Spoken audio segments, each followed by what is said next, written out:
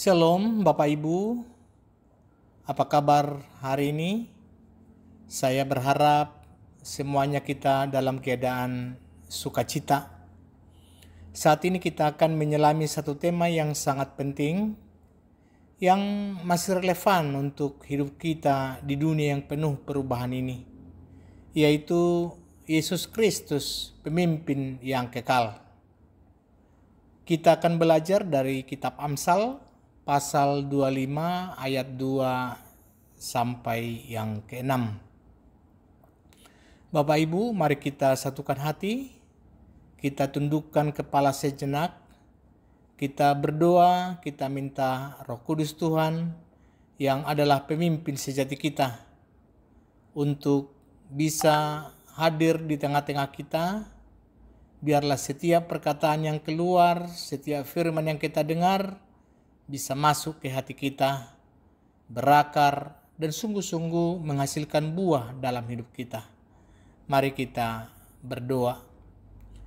Bapa di surga, kami bersyukur atas kesempatan saat ini untuk merenungkan firman-Mu. Kami tahu Engkaulah Tuhan yang kekal, pemimpin hidup kami. Urapi hamba-Mu yang akan menyampaikan firman, dan bukakanlah hati serta pikiran kami semua, agar kami dapat menerima kebenaran-Mu dengan lapang hati. Kiranya hanya nama-Mu yang dipermuliakan. Di dalam nama Tuhan Yesus Kristus kami berdoa. Amin. Bapak Ibu sekalian, di dunia yang terus berputar ini, kita seringkali dihadapkan pada banyak sekali pilihan pemimpin.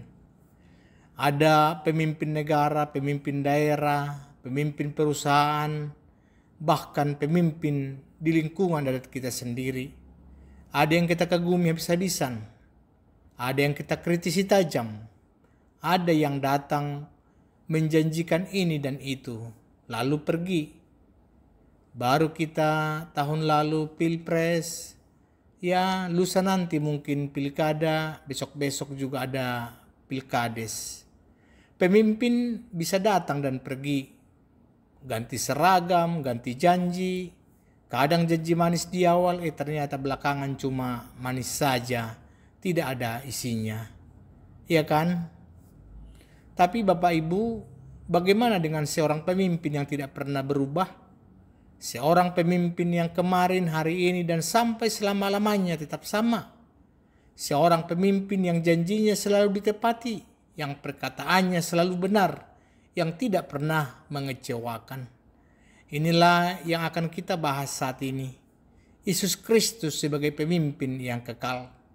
Kita akan belajar dari kitab Amsal pasal 25 ayat 2 sampai 6. Ayat-ayat ini awalnya berbicara tentang raja-raja di dunia, tentang bagaimana raja itu memimpin. Tapi kalau kita dalami, kita akan lihat bahwa sifat-sifat raja yang sejati, pemimpin yang paling sempurna, itu ada pada Yesus Kristus. Bapak Ibu, mari kita buka Alkitab kita. Amsal 25 ayat 2 sampai 6. Saya akan membaca untuk kita. Kemuliaan Allah ialah merahasiakan sesuatu, tetapi kemuliaan raja-raja ialah menyelidiki sesuatu.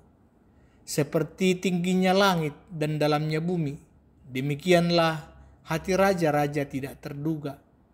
Sisihkanlah sanga dari perak, maka keluarlah benda yang indah bagi pandai emas. Sisihkanlah orang fasik dari hadapan raja, maka kokohlah taktanya oleh kebenaran. Jangan berlagak di hadapan raja atau berdiri di tengah para pembesar.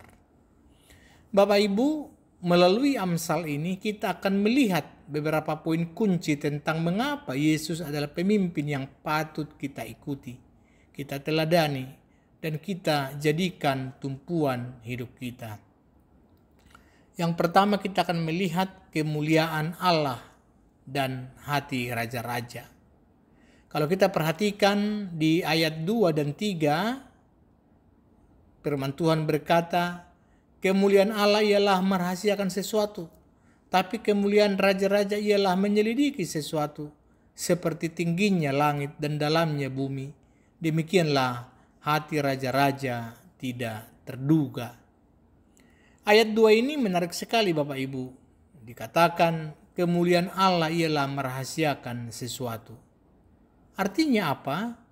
Allah itu maha kuasa. Pengetahuannya tidak terbatas. Ada banyak hal di dalam semesta ini yang masih jadi misteri bagi kita.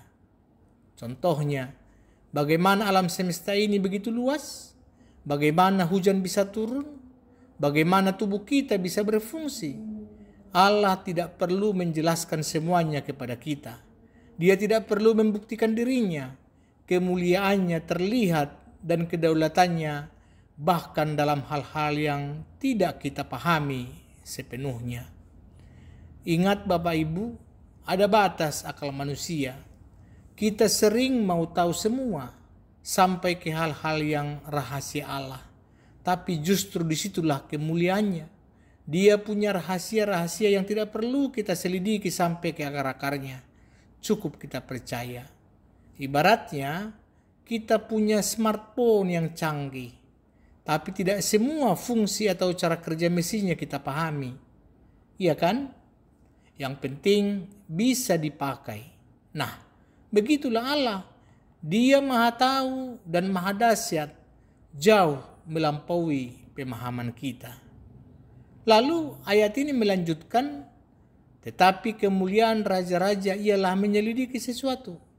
Berbeda dengan Allah, raja-raja di dunia ini harus menyelidiki.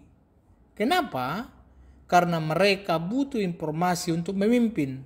Mereka harus mencari tahu apa masalah rakyatnya, bagaimana kondisi negaranya, apa yang harus diperbaiki. Kemuliaan seseorang pemimpin dunia itu terlihat dari beberapa gigih dia mencari kebenaran, mencari fakta, mencari solusi. Kalau pemimpin cuma duduk diam, bagaimana bisa dia tahu apa yang rakyat butuhkan? Ini seperti kita mau bangun rumah, Bapak Ibu. Harus selidiki dulu tanahnya bagaimana, butuh berapa bahan, siapa tukangnya yang jujur. Kalau cuma mimpi-mimpi saja, rumah itu pasti tidak akan jadi.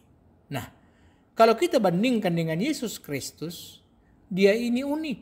Dia itu Allah, tapi dia juga Raja. Dia punya kemuliaan sebagai Allah yang tidak perlu menyelidiki, karena dia maha tahu.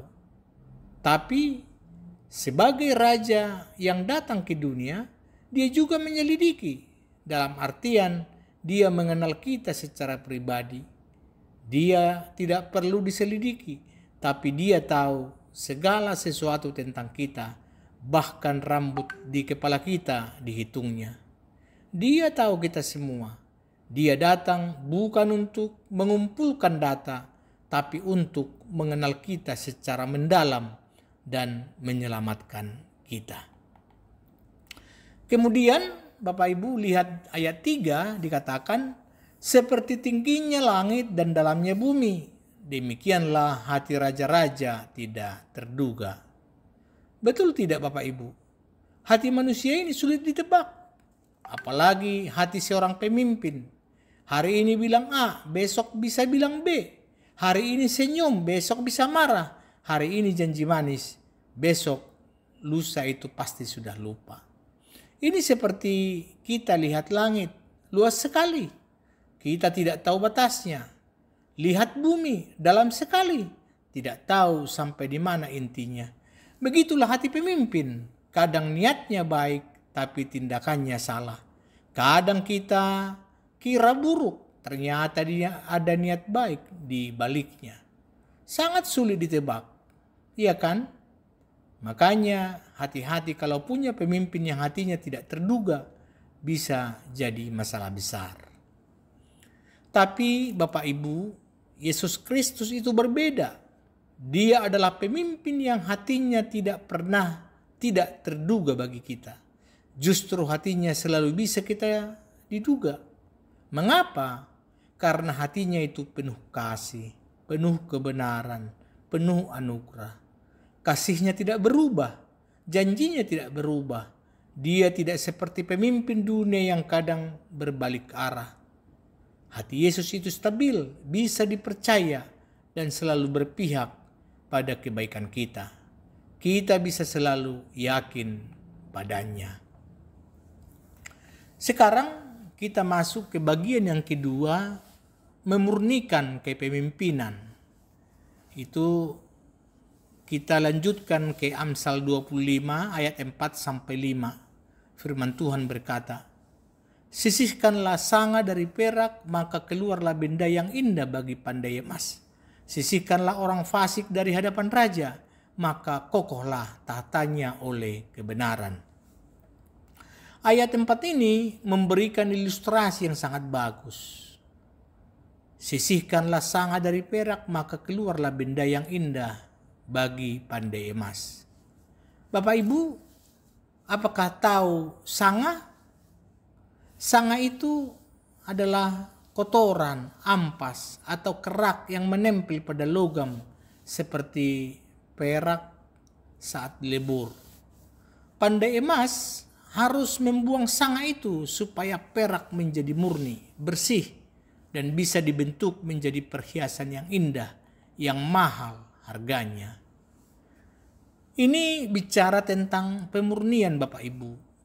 Untuk menghasilkan sesuatu yang berharga, yang murni, kita harus membuang kotorannya. Kalau kita punya emas tapi masih campur tanah, ya tidak ada harganya. Harus dibersihkan dulu. Demikian juga dalam kepemimpinan. Dan ini nyambung ke ayat 5.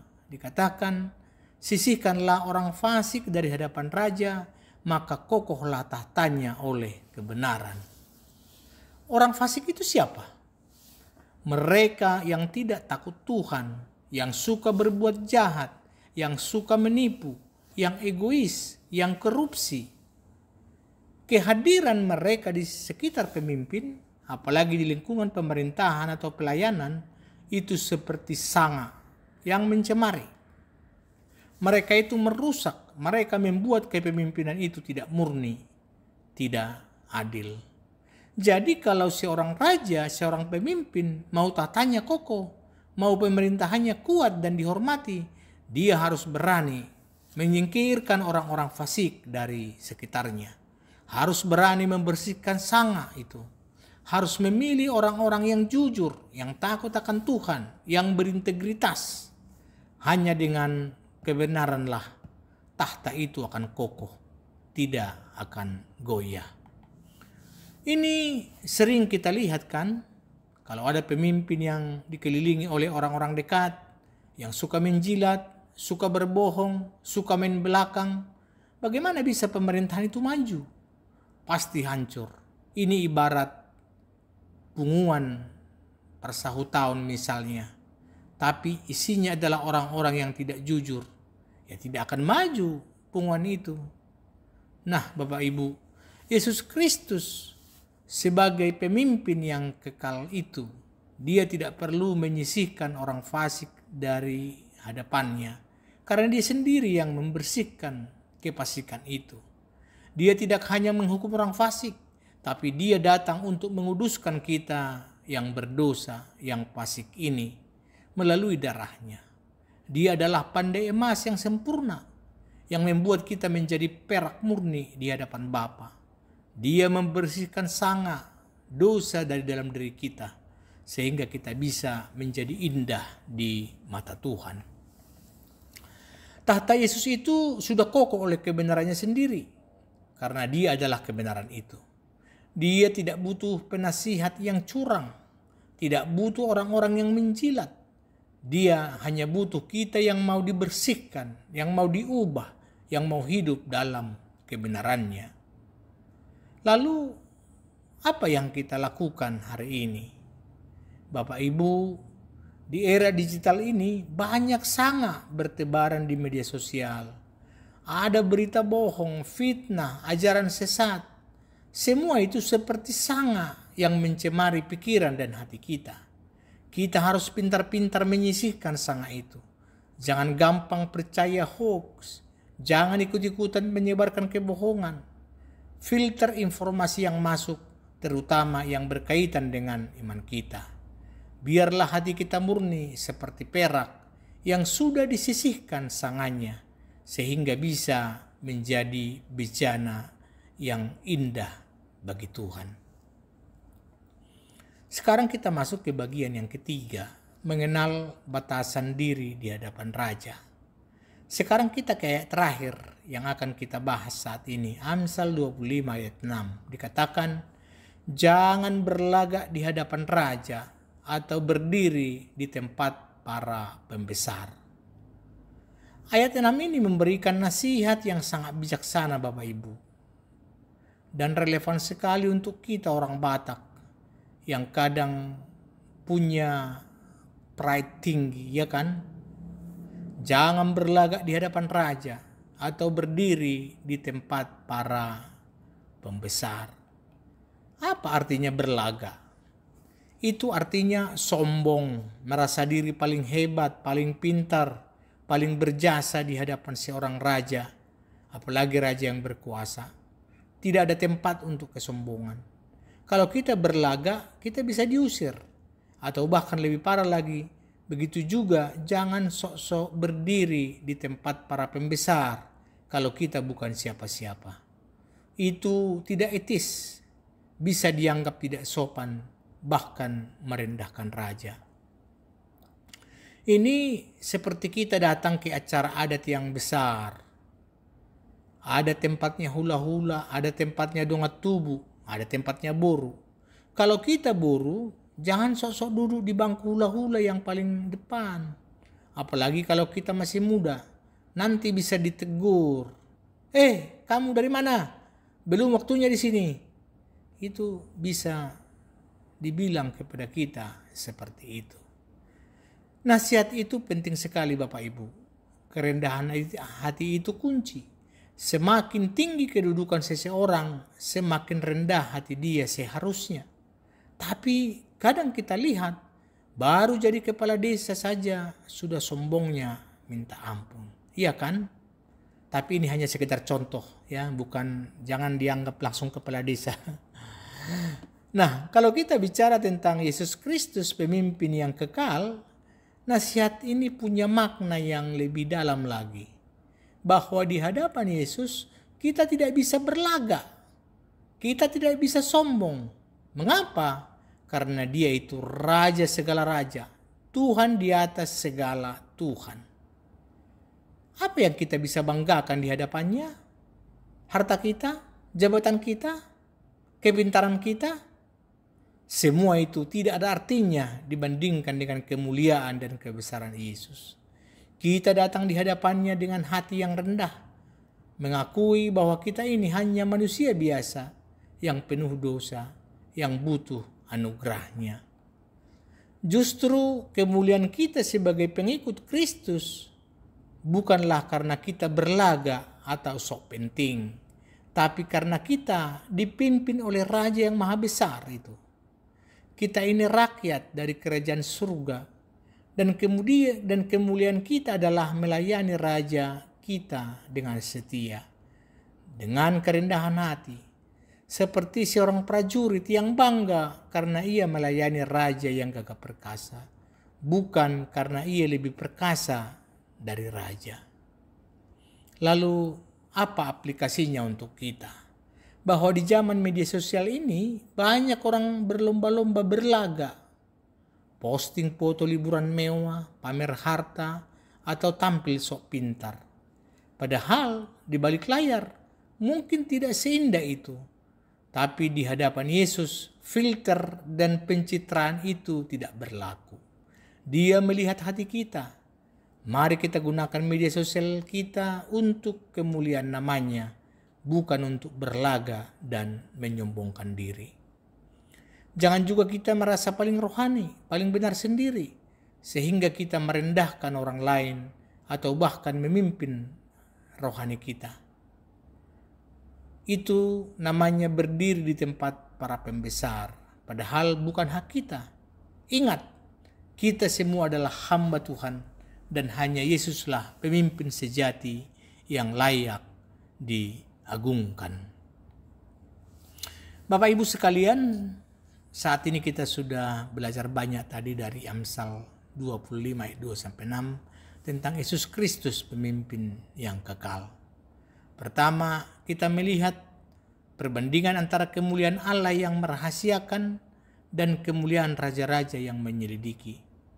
Dalam konteks ini, kita belajar bahwa Yesus adalah pemimpin yang maha tahu, yang hatinya tidak terduga dalam keagungannya, namun selalu bisa diduga dalam kasih dan kebenarannya kepada kita. Dia mengenal kita lebih dari kita mengenal diri sendiri. Yang kedua, kita memahami pentingnya pemurnian dalam kepemimpinan. Itu seperti pandai emas menyisihkan sanga dari perak. Ini berarti Yesus adalah pemimpin yang membersihkan diri dari sanga dosa. Dan dia akan mengokohkan kita yang hidup dalam kebenarannya. Dia tidak butuh orang fasik di sampingnya. Dan yang ketiga, kita diingatkan untuk tidak berlagak atau sombong di hadapan Raja segala raja, yaitu Yesus Kristus. Kerendahan hati adalah sikap yang paling tepat di hadapan pemimpin yang maha tinggi ini. Bapak, Ibu, abang, kakak, apakah kita siap menjadikan Yesus Kristus sebagai pemimpin yang utama dalam setiap aspek hidup kita? Dalam keluarga, dalam pekerjaan, dalam pelayanan kita di gereja, dalam setiap langkah kita? Apakah kita siap mengikuti Dia dengan rendah hati? Dengan hati yang mau dibersihkan dan dengan sikap yang tidak sombong? Mari kita renungkan dan kita komitmen di dalam hidup kita, yaitu makin mengakui keagungan dan kedaulatan Tuhan Yesus. Karena hatinya yang penuh kasih itu selalu bisa kita yakini. Makin membiarkan Yesus membersihkan sanga, dosa dan kelemahan dari dalam diri kita, agar hidup kita menjadi perak murni yang indah baginya. Makin hidup dalam kerendahan hati di hadapannya, tidak berlagak atau merasa diri paling benar, melainkan selalu mengandalkan Dia. Yang terakhir, makin setia mengikuti Dia. Karena Dia adalah pemimpin yang sejati, yang tidak akan pernah berubah dan tidak akan pernah mengecewakan. Saya yakin Bapak Ibu, kalau kita semua menjadikan Yesus Kristus sebagai pemimpin kekal dalam hidup kita akan diberkati, keluarga kita akan diberkati, dan kita akan menjadi berkat bagi bangsa dan negeri ini. Amin. Horas. Bapak, Ibu, abang, kakak sekalian, kita akhiri renungan ini dengan doa dan mari kita berdoa. Bapa kami dalam surga, kami bersyukur untuk setiap firman-Mu yang telah kami dengar saat ini dari kitab Amsal. Terima kasih untuk pengajaran-Mu tentang Engkau, Yesus Kristus pemimpin yang kekal. Kiranya Roh Kudus-Mu memampukan kami untuk hidup dengan rendah hati, dengan hati yang terus dimurnikan dan setia mengikuti-Mu. Biarlah hidup kami memuliakan nama-Mu. Dalam nama Tuhan Yesus Kristus kami berdoa. Kasih karunia Tuhan kita Yesus Kristus, kasih Allah dan persekutuan Roh Kudus menyertai kita sekalian. Amin. Shalom Bapak Ibu, Tuhan Yesus memberkati.